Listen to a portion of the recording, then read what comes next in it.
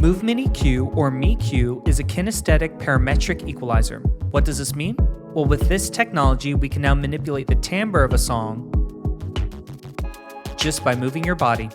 By accessing the camera in your smartphone, meQ uses object tracking technology to follow the participant using the software.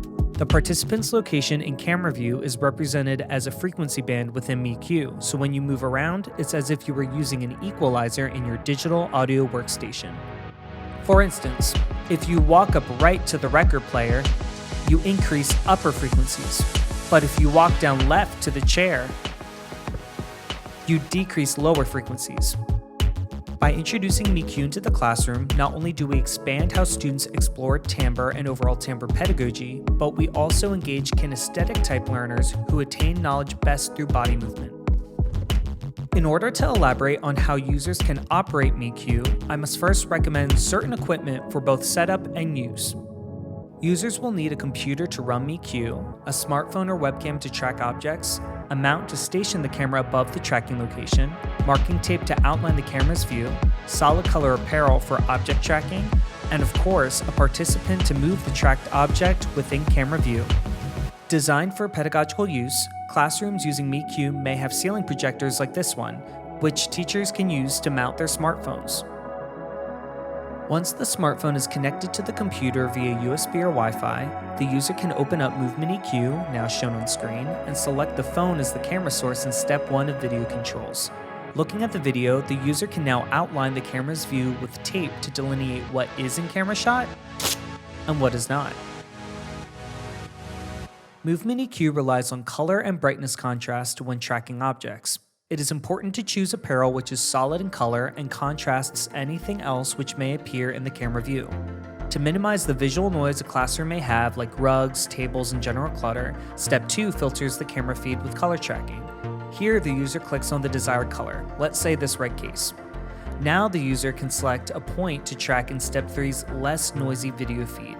Watch the equalizer react to the tracking.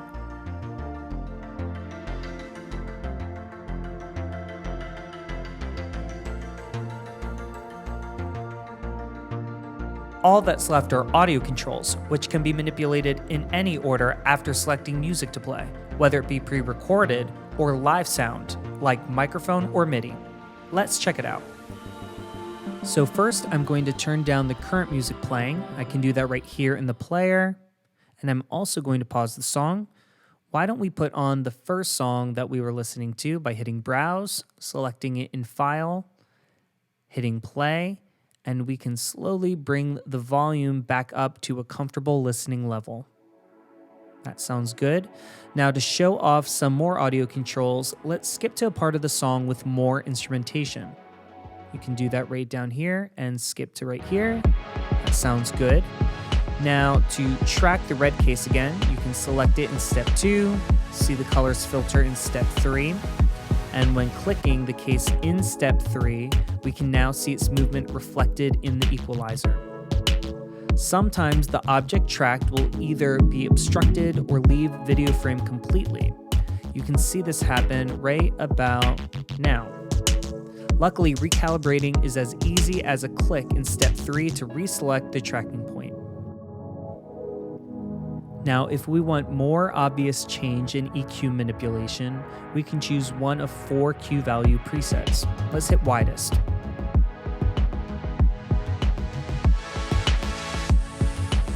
Very different from thin. We can also have different filter types from any of these options. Let's choose bandpass.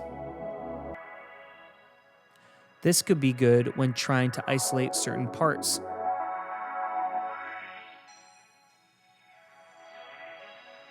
Another example could be high pass. This would work well for describing high frequencies or the removal of low frequencies. With this knowledge, music educators can use meQ for their students to explore timbral change through their movement.